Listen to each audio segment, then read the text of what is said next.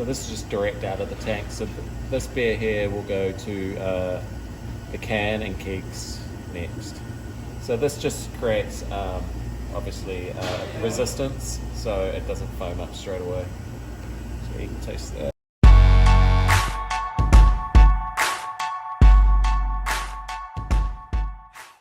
It's been a while since we last caught up, but this is our brew house over here. Can you take us through some of like the brewing equipment or sort of how it's all made? So it goes from, right, we got grain. Yeah, exactly. So pretty much it starts with writing a recipe. So Matt and I will talk about things and we'll do a base recipe. We'll also get some analysis from our hop providers so we can look at the oil content in the hops.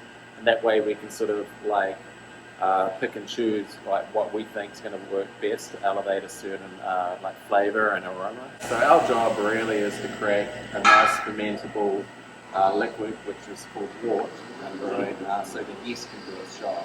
Okay, so now we got the mash, we got the wort in the mash, right? And we're going around. We got hot water with graininess to it. Okay. This is our boil kettle. So once we leave the whole grains behind in the mash tun, and we'll just take a sugary liquid over to the boil kettle, and we'll fill that up.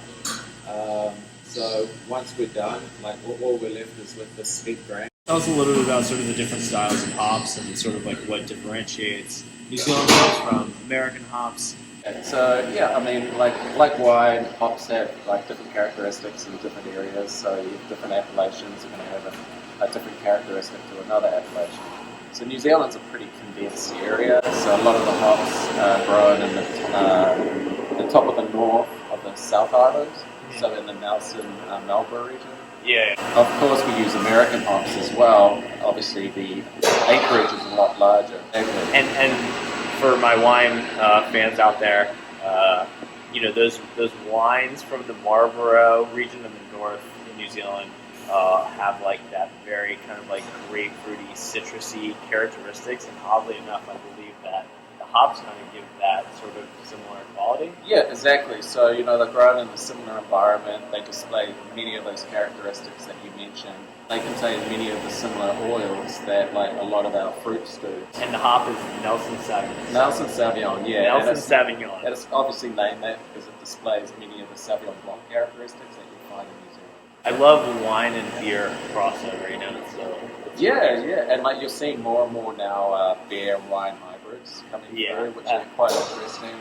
There's some really great breweries out there that are doing that. It's certainly something we would like to blend in Sauvignon Blanc juice, like hopefully really elevate that Sauvignon Blanc characteristic in our finished beer. Yeah, so when you're brewing beer, if you add hops at the beginning, it's going to add a different flavor profile than adding hops at the end. So we're looking at obviously a little bit of bittering, but mainly flavor. Yeah. And then when we move to the cellar, dry hopping, that's when we add hops at the end of the fermentation process to, extract the oils so we can have those aromatic compounds in the beer so it creates a nice fragrant beer.